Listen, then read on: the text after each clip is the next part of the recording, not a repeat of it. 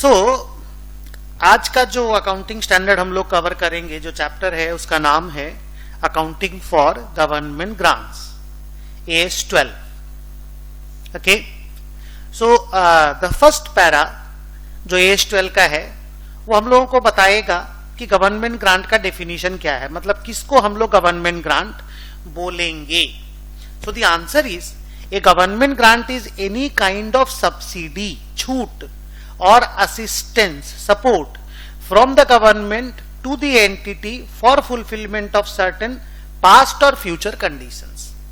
मतलब ये मान के चलिए कि बिना किसी कंडीशन के फुलफिल किए हुए आपको ग्रांट नहीं मिलेगा. और ग्रांट आपको एक फ्री में या सस्ता में कोई सब्सिडी काइंड का या असिस्टेंस काइंड का चीज है जो बेसिकली गवर्नमेंट या गवर्नमेंटल एजेंसी से आपको मिलता है. Next, grant can be in the form of cash और काइंड. सरकार आपको सस्ते में असेट दे सकती है, सरकार आपको पैसा दे सकती है कोई चीज खरीदने के लिए. अगर किसी ग्रांट का, a grant for which no value can be assigned can not be recorded, क्योंकि आप जानते हो अकाउंटिंग में हर जर्नल एंट्री के लिए अमाउंट चाहिए. अगर वैल्यू ही आप नहीं असाइन कर सकते तो रिकॉर्डिंग छोड़ दीजिए, इग्नोर मार दीजिए. अगला बात बोलता है कि normally grants are paid by the government for agricultural development, educational development और डेवलपमेंट ऑफ बैकवर्ड एरिया या फिर अपलिफ्टमेंट ऑफ पुअर पीपल. आप अगर देखेंगे इन चारों में आपको एक कॉज दिखाई देगा, और जो गवर्नमेंट के लिए, किसी भी देश की गवर्नमेंट के लिए, आप इंडिया की बात करो तो इंडिया के लिए इंपॉर्टेंट है. और सरकार अगर इस चीज के पीछे किसी को ग्रांट देती है तो सरकार मानती है कि ये वेस्टफुल एक्सपेंडिचर नहीं है, क्योंकि ये काम आ रहा है, ये सब्सिडी मैं अगर किसी को दे रहा हूं तो वो मेरे लिए कुछ कर रहा है. सो बेसिकली इतने डिस्कशन से आपको ये तो समझ में आ गया होगा कि गवर्नमेंट ग्रांट होता क्या है. हम लोग इसी गवर्नमेंट ग्रांट का रिसिपिएंट का बुक्स में अकाउंटिंग सीखेंगे. AS12 का बोलना है कि गवर्नमेंट ग्रांट की अकाउंटिंग के दो अप्रोच होते हैं. One is the capital approach, another is the income approach. Approach है, अभी सीधा सीधा मत समझना कि हम सीधे ग्रांट की अकाउंटिंग में जा रहे हैं. हम आपको सिर्फ ये बताने की कोशिश कर रहे हैं कि ग्रांट की अकाउंटिंग के दो अप्रोच है, कैपिटल अप्रोच और इनकम अप्रोच. कैपिटल अप्रोच का बेसिक आइडिया है कि ग्रांट को बैलेंस शीट में लिखना चाहिए. इनकम अप्रोच का बेसिक आइडिया है कि ग्रांट को P&L में यानी कि इनकम में लिखना चाहिए. अब कौन से ग्रांट को बैलेंस शीट में लिखना है, कौन से ग्रांट को इनकम में लिखना है, अलग अलग टाइप के ग्रांट में अलग अलग अप्रोच यूज होने वाला है. आप इस चीज को धीरे धीरे करके इस चैप्टर से सीखेंगे. आइए कैपिटल अप्रोच पे डिस्कशन करते हैं. As per capital approach, the government grant is a kind of capital receipt and therefore should directly be taken into the balance sheet as shareholders fund. Balance sheet में लिखा जाना चाहिए, या तो share holder fund में लिख लो, alternatively respective asset से minus करके दिखा दो. यह अप्रोच है. बाकी स्पेसिफिक ग्रांट का स्पेसिफिक अकाउंटिंग प्रोसेस थोड़ी देर के बाद डिस्कस होगा. वहां पे आपको रियल अकाउंटिंग प्रोसेस पता चलेगा कि इसका अकाउंटिंग क्या होगा. अभी अप्रोच डिस्कस हो रहा है कि भाई क्या क्या अप्रोच अवेलेबल है, क्या क्या मेथड अवेलेबल है. इनकम अप्रोच क्या बोलता है? As per income approach, a grant invariably goes to P&L. Thought process क्या है इसके पीछे कि the entity has to incur some cost to get this grant, so grant should also go to P&L. हमारा खर्चा लगता है, इसलिए हमको जो पैसा मिलता है वो PL में जाना चाहिए. अब आता है बच्चों इंपॉर्टेंट बात, क्या बोलो तो, there are different types of grants for which different approaches में be suitable. We will discuss those one by one. So capital approach का आइडिया क्या हुआ मेरे बच्चों? बैलेंस शीट में जाएगा. और इनकम अप्रोच का आइडिया क्या हुआ कि ग्रांट को PN. अच्छा बच्चों, एक तो क्लियर है कि बैंक अकाउंट डेबिट हो रहा है, कुछ मिल रहा है आपको.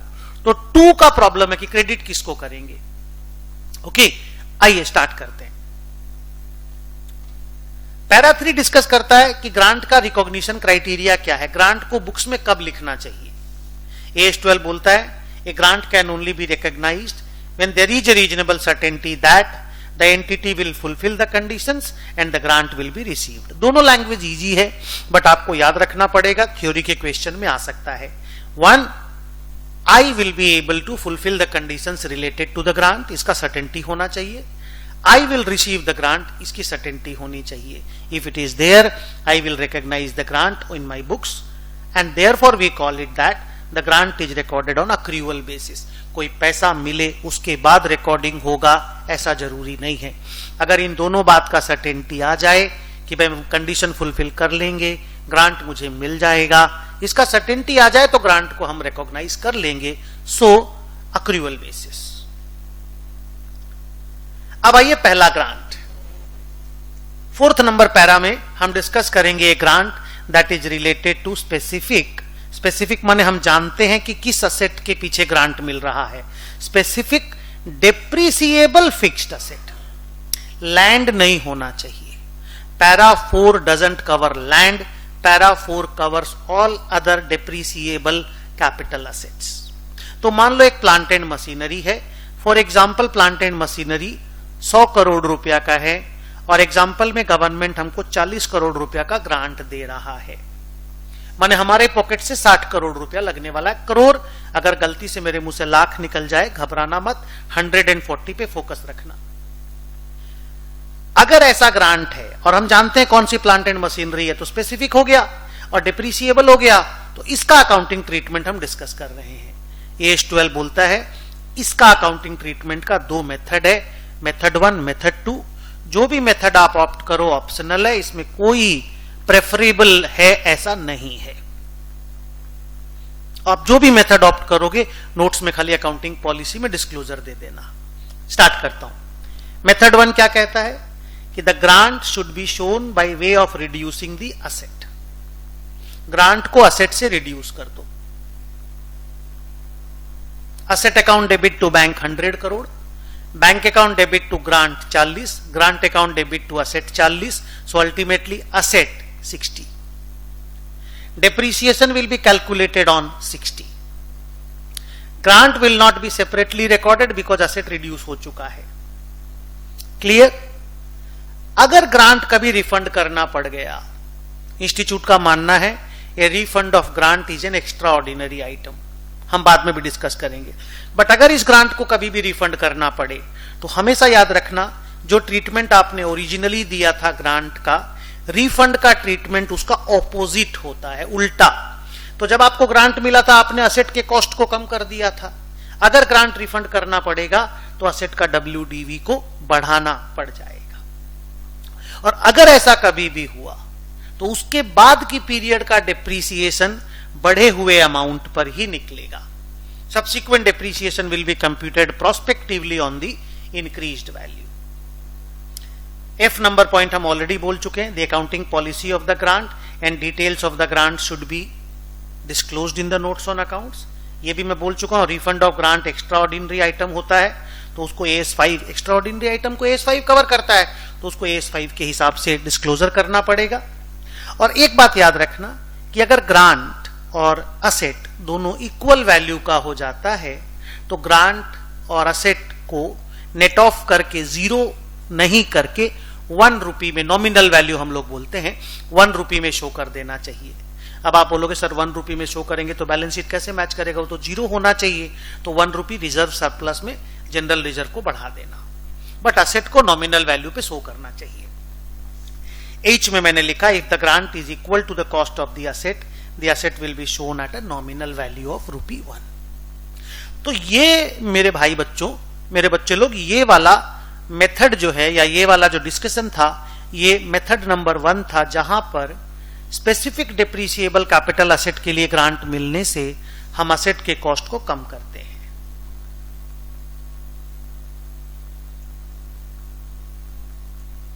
मेथड नंबर 2 में चलते हैं. ऑल्टरनेटिव है ये. क्या कहता है ये? जो ग्रांट मिलेगा उसको अलग से और असेट को अलग से रिकॉर्ड करेंगे. तो असेट तो प्लांट एंड मशीनरी बोल के रिकॉर्ड हो जाएगा. ग्रांट को एक नया सा अकाउंट खोल देना जिसका नाम होगा डेफर्ड गवर्नमेंट ग्रांट. इसको हम लोग डेफर्ड इनकम भी बोलते हैं. AS 12 में वर्ड है डेफर्ड इनकम. हम स्पेसिफिक वर्ड बोल दिए डेफर्ड गवर्नमेंट ग्रांट, नाम दे दिए. तो सर फिर तो बैलेंस शीट की लायबिलिटी साइड में रिकॉर्ड होगा, because bank account debit to deferred government grant आप 40 करोड़ करोगे तो वैसा ही होगा। Answer is yes. Balance sheet में असेट 100 में दिखाएंगे और डेफर्ड गवर्नमेंट ग्रांट 40 में। तो सर असेट का तो पोजीशन हम लोग को मालूम है, डेफर्ड गवर्नमेंट ग्रांट को बैलेंस शीट में कहां पे दिखाएंगे? शेयर होल्डर्स फंड के नीचे, नॉन करेंट लायबिलिटीज के ऊपर। बीच में एक जगह बना देना, शेयर होल्डर्स फंड के नीचे, नॉन करेंट लायबिलिटी के ऊपर, बीच हो गया, बीच में एक जगह बना देना। अब सर करना क्या है? जैसे जैसे इस असेट पे डिप्रीसिएशन चार्ज होगा वैसे वैसे डेफर्ड गवर्नमेंट ग्रांट को प्रॉफिट एंड लॉस अकाउंट में ले जाना होगा।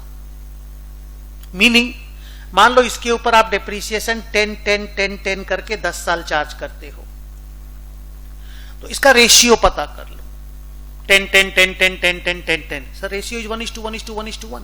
तो वैसे ही 40 करोड़ को 1:1:1 में डिवाइड कर लो, तो सर 4444 ही तो आएगा। तो 4444 को P&L के क्रेडिट साइड में ले जाओ। सर जर्नल क्या होगा? Deferred income account debit to P&L।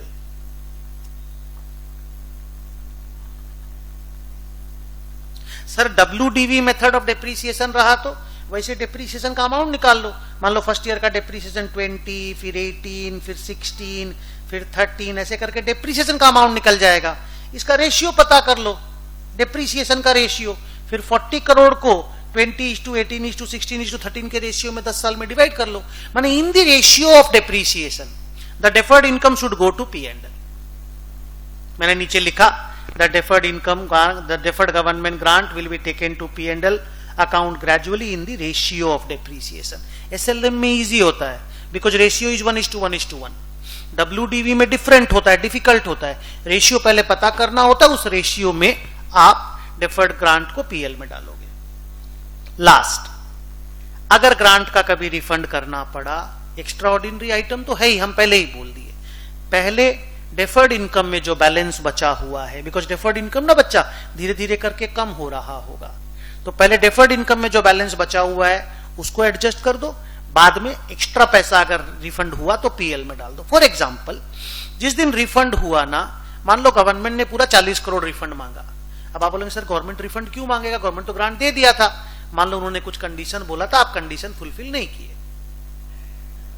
तो गवर्नमेंट रिफंड मांगेगा। अगर रिफंड वाले दिन डेफर्ड गवर्नमेंट ग्रांट में मान लो 17 करोड़ का बैलेंस बचा हुआ था, बाकी बैलेंस कहां गया बताओ? PL में चला गया धीरे धीरे करके।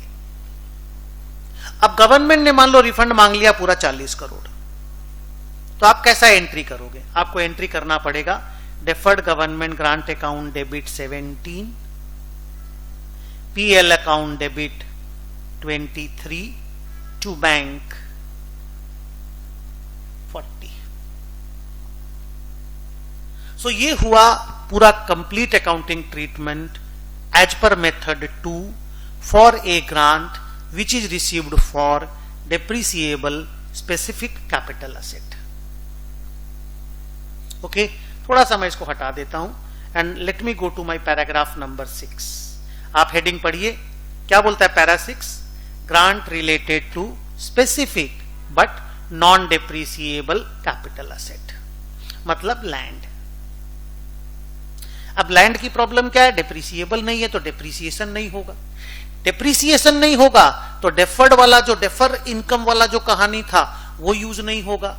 तो एज 12 क्या बोलता है सुनो, अगर लैंड 100 करोड़ का और ग्रांट 40 करोड़ का, जानबूझ के हमने अमाउंट सेम रखा so that confusion doesn't arise. तो क्या करना है? इसमें भी 2 मेथड है। मेथड 1 वही, असेट को कम करके दिखा दो और फिर इसी में दिखाते रहो क्योंकि डिप्रीसिएशन तो देना नहीं है। 2, असेट को 100 करोड़ में दिखा दो और ग्रांट को अलग से कैपिटल रिजर्व में डाल के खत्म कर दो। डेफर्ड इनकम में मत डालना, क्योंकि डेफर्ड इनकम को डालने से फिर धीरे धीरे PL में ले जाना होगा, वो तो ऑप्शन नहीं है ना, डिप्रीसिएशन होगा नहीं, तो आप इसको कैपिटल रिजर्व में डाल दो। मैं पढ़ता हूं। A non depreciable fixed asset is a land. Here also there are 2 methods. Under method 1 we will reduce the cost of the asset. Under method 2 we will transfer the grant amount to capital reserve. Capital reserve will be shown under reserves and surplus. एक simple सा point law related, कि this capital reserve can not be distributed as dividend, neither it goes to deferred income.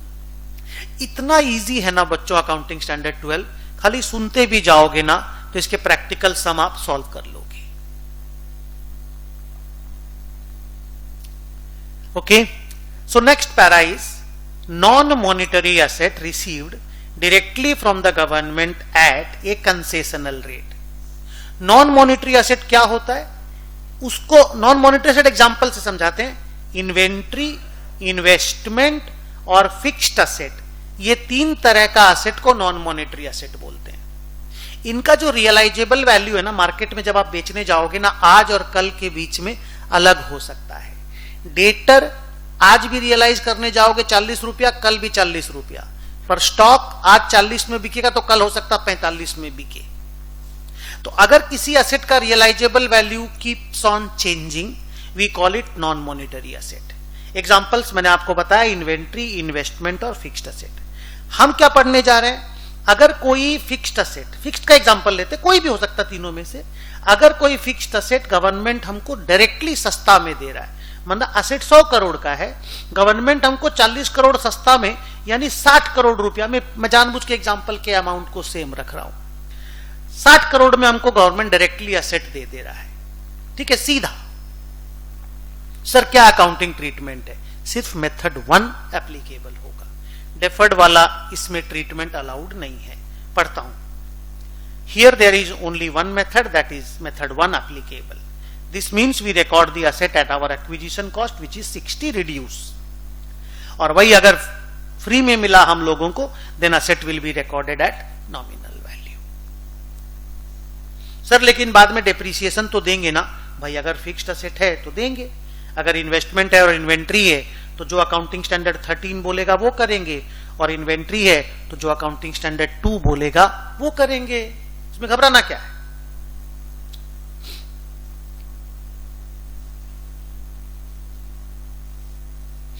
आइए next type of grant में चलते हैं। हम लोग इसको बोलते हैं grant in the nature of promoters contribution.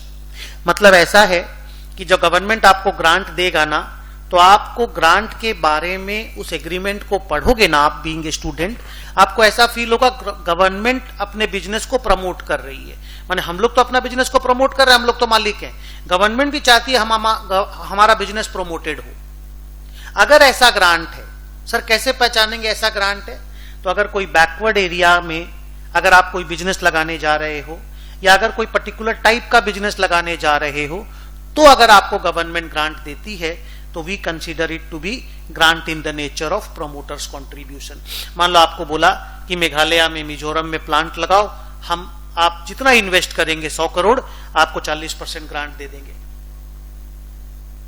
आप अपना 60 करोड़ लगाओ, हम 40 करोड़ लगाएंगे, चलिए बिजनेस चलाते हैं, और हम प्रॉफिट में एक पैसा हिस्सा नहीं लेंगे। ऐसा गवर्नमेंट अगर बोलता है तो वो होता है grant in the nature of promoters contribution.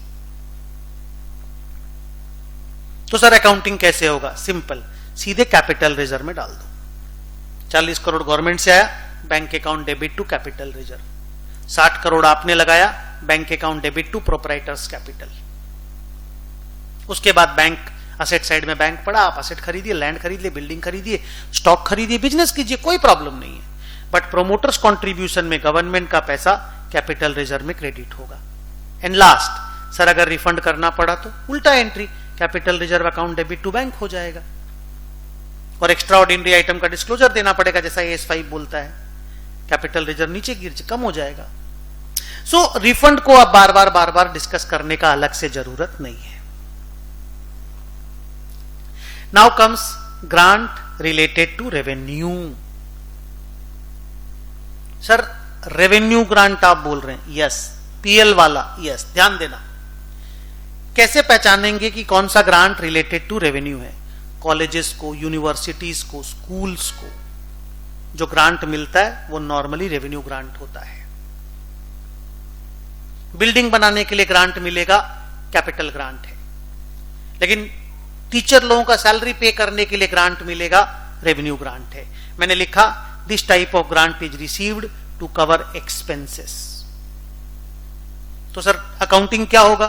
जिस साल एक्सपेंस पीएल में जाएगा उस साल आपका ग्रांट भी पीएल में जाना चाहिए। जिस साल एक्सपेंस पीएल में जाएगा उस साल ग्रांट भी पीएल में जाना चाहिए। फॉर एग्जाम्पल, मान लो हम एक स्कूल चलाते हैं, हम प्रिंसिपल भी हैं, प्रोमोटर भी हैं, सब हैं उस स्कूल के। हमको गवर्नमेंट ने बोला एक साथ, सुदर्शन जी ये 100 लाख रुपीज लीजिए, अगले 5 साल की सैलरी पेमेंट में काम में ले लीजिएगा। अगले 5 साल का सैलरी पेमेंट में काम में ले लीजिएगा। तो हम अगले 5 साल में इस 100 लाख को धीरे धीरे करके पीएल में भेज देंगे, जैसे जैसे सैलरी पीएल में जाएगा। मेरा सैलरी एवरी ईयर का 50 लाख रुपया है। बाकी हम स्टूडेंट लोग से जो ट्यूशन फीस आता है उससे पे करते हैं। स्टूडेंट लोग तो स्कूल में पैसा देते हैं ना, बाकी सैलरी उससे पे होता है। 20 लाख यहां से पे होगा हर साल। तो जब हमको 100 लाख रुपया मिलेगा ना, हम इसको एक बार डेफर्ड गवर्नमेंट ग्रांट में डाल देंगे, फिर हर साल इसमें से 20-20 लाख रुपया निकाल के पीएल में डाल देंगे। जिस साल में 50 लाख मेरा सैलरी डेबिट होगा, 20-20 लाख सैलरी में माने पीएल अकाउंट में क्रेडिट साइड में आ जाएगा। तो सर ये तो वो डेफर्ड इनकम के जैसा ही ट्रीटमेंट हो गया। आंसर ये जीएस, क्योंकि हमको एडवांस में पैसा मिल गया था। अगर एक साल का एक ही साल में मिलता तो डेफर्ड ग्रांट में मैं नहीं डाल पाता, सीधा 20 लाख रुपया सीधे पीएल में डाल देता।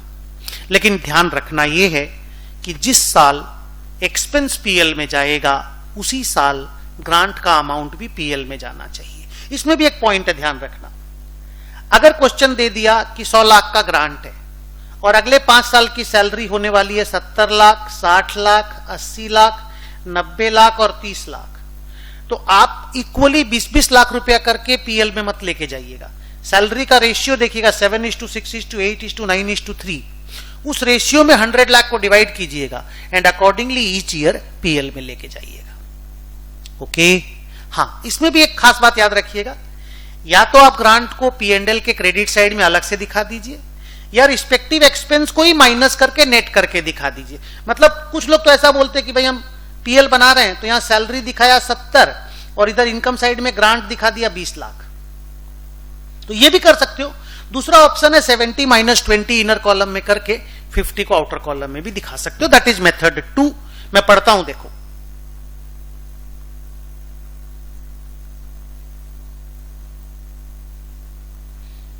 क्या this type of grant is receive to meet an expense. 2 method. Method 1 सुनो।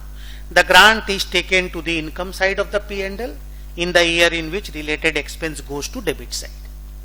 As per method 2, we will reduce the related expense and the net expense will go to the P&L, जो बाद में मैंने बताया. And if the grant is received in advance, the liability is credited to deferred government grant. Already मैं बोल चुका था आपको. इतना इजी अकाउंटिंग स्टैंडर्ड है, पढ़ते पढ़ते याद हो गया होगा, सुनते सुनते. लास्ट पैरा में हम लोग आ चुके हैं. इसको हम लोग बोलते हैं grant to meet past expense.